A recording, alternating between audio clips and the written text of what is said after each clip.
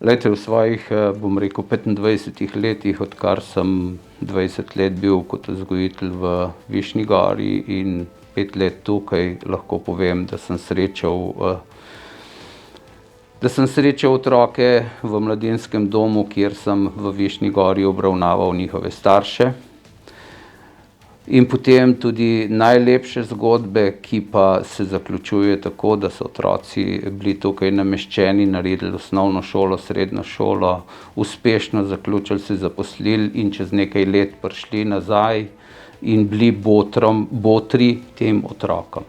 Tako da različne zgodbe so, vsekakor pa verjamem, da jim pomagamo, da pri nas tisti, ki doživljajo mladinski dom Malči Beličeve, ali pa bom rekel ta sistem obravnave kot priložnost, da običajno se zelo dobro v življenju znajdejo in dobro zastavijo stvari, no.